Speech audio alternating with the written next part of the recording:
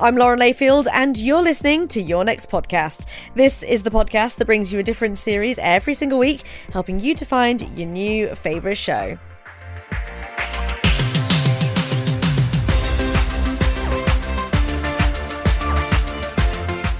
Another really innovative concept for you this week. You may have heard of the Sensemaker before. Maybe you're already even a listener. For those who don't know, it's a podcast from Tortoise News that aims to make sense of our confusing, messy society. Well, this is the Animal Sensemaker. And the whole idea is that you'll hear the story of one animal every single week to help make sense of the world. So, whilst you obviously learn a lot about the animals in question, the goal of the show is that you also learn a little bit more about the world and how it works too. This episode is all about a ridiculous little bird called a kakapo, and it looks like a watermelon. It weighs about as much too. It's the only flightless parrot, and apparently it smells like an old violin case. Absolutely adorable. You will see what I mean. Let's do it. This is the Animal Sensemaker.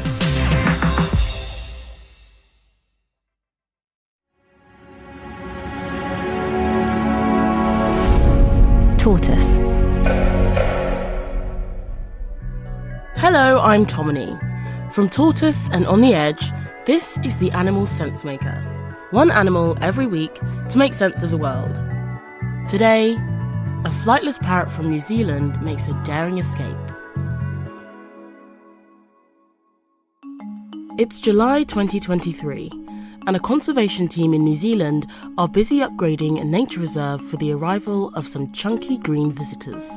So these fencing systems were state-of-the-art, dug deep, were up high, and were electrified to ensure that predators didn't get in. Dr. Alex Boehmer is the Director of Natural History at On the Edge, a not-for-profit media and conservation organisation. The team was trialling something new, returning kakapo to the mainland for the first time in around 4 decades. It didn't go quite to plan. The kakapo is unlike any other parrot species. Imagine a watermelon, okay, in kind of colour, size, roundness. That's what we're kind of going for. So very heavy, actually the world's heaviest and only flightless parrot that can only be found in New Zealand. Kakapo have a face like an owl. They're solitary, nocturnal, and they smell like an old violin case. Kind of got that fusty, musty smell to it. You'll smell them before you see them in the wild. They have quite a pungent, potent smell. And although the kakapo can't fly, they can still reach the treetops, because when they're not running along the forest floor, they're climbing. So they have really, really strong claws and very strong beaks. So they will mosey on their way up very large trees, up to 60 foot at times, and they'll kind of just climb their way up using kind of beak, claws, beak, claws, beak, claws. And when they're not using their beaks for climbing, they're rooting around for food. Rimu berries is their favourite snack. So much so, actually, that they time their breeding cycles around it. So when we see kind of a big harvest of rimu berries, that is the time where kakapo are going to get ready to get broody. For male kakapo, they are very boisterous, they're full of character, and they're a little bit lazy, especially when it comes to love. Kakapo live in dense forests, which can make it difficult for them to find a potential mate. So male kakapo in kind of breeding season will dig themselves a little hole at the highest point that they can find, and what they'll do is they'll just call out with booms and chings, which can actually be heard over kilometres. And they essentially want women to come to them. So they want the female kakapo to strut their things over to them.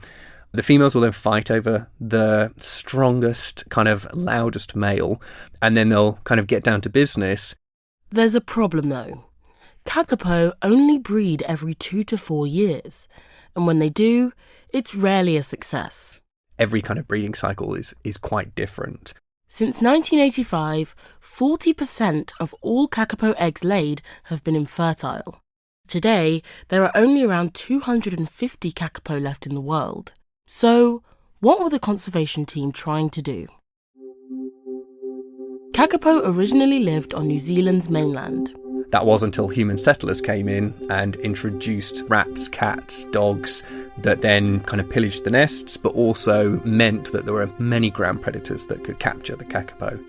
Humans would capture kakapo too. They would go to make kind of adornments, to make clothing, celebratory gowns, etc. The really beautiful green feathers were used to make headdresses or robes for celebrations.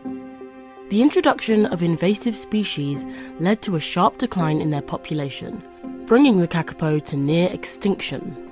Since human settlers, the numbers declined quite dramatically. By the 1970s, it was widely thought that the kakapo population would never recover.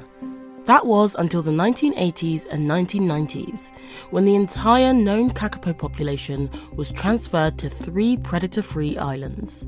Thankfully, because these predator-free islands are very remote off the coast of New Zealand, they're untouched by humans. So they're kind of left to their own devices, and nature thrives when we leave it to its own devices. Since that transfer, a team of conservationists have monitored and tracked the kakapo on the offshore islands, boosting their numbers. So it's only really been over the past 20-30 years that their numbers have started to gradually kind of grow. But as part of the conservation efforts, what you want to do is expand the range in which these guys can explore and kind of thrive, because not only you give them opportunity to kind of return to where they belong, but you increase the likelihood of breeding with different partners, which is, again, really good for boosting kakapo numbers. Last year, 4 male kakapo were flown to the mainland and released into the reserve where the state-of-the-art fences had been built.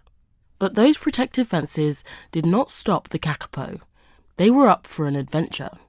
3 of them did escape, using their incredible climbing abilities to climb up a tree that was kind of over one of the fences. So they would climb their way up, shimmy their way along the branch, and then use their short little wings to glide their way down, almost like a little parachute. Thankfully, all of them were found, but one of them did it again. So because they were naughty, they had to be put into timeout and had to be taken back to the islands. So what's happened since the kakapo's great escape? Since the kakapo returned to their predator-free islands, conservationists have been focusing on their breeding program instead. And over the years, they've tried lots of different strategies.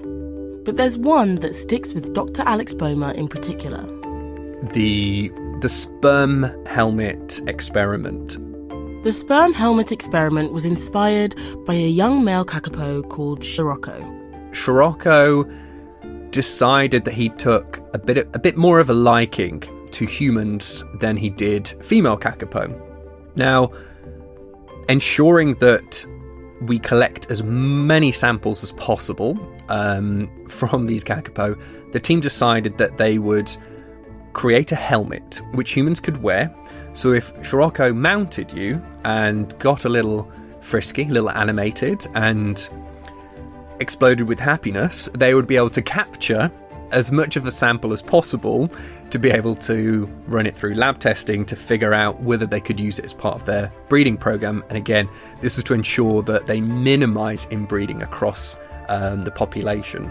This particular experiment didn't work, but there's still hope for the kakapo. Paleontologists recently found that the kiwi, New Zealand's national bird, probably emerged from neighbouring Australia, not New Zealand.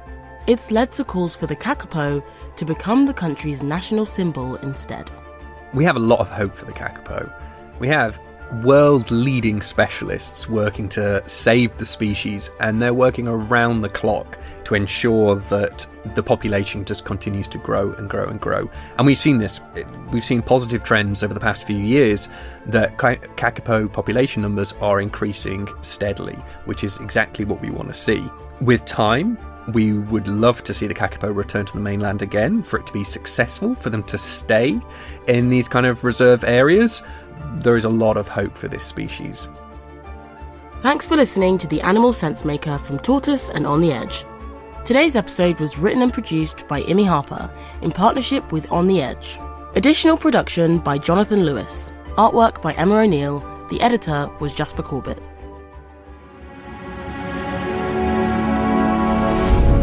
Tortoise.